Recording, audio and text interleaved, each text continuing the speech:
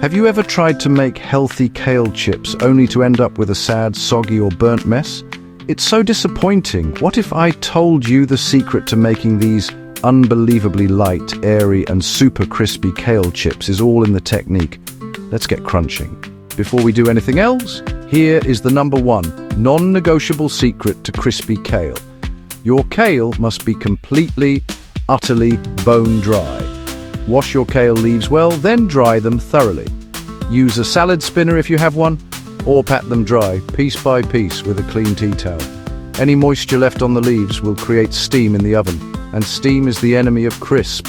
Next, remove the tough, woody stems from the leaves. You can just tear the leafy parts away with your hands. Rip them into bite-sized, chip-like pieces.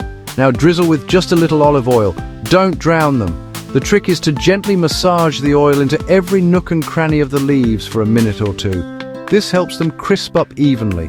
Now for the flavor. A simple sprinkle of salt is all you really need, but you can get creative with garlic powder or a little smoked paprika. The second secret to crispiness is giving them space. Spread your kale out on a baking sheet in a single, even layer. Do not overcrowd the pan.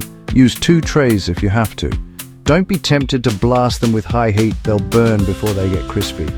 The final secret is to bake them low and slow. A relatively low oven temperature for a little longer is the key. This dehydrates the kale, turning it perfectly light and crispy. And there you have it. Incredibly crispy, healthy and addictive kale chips. They are so light and shatter in your mouth. If this guide to perfect kale chips was helpful, please hit that like button. Subscribe to Another How To Guru for more healthy hacks.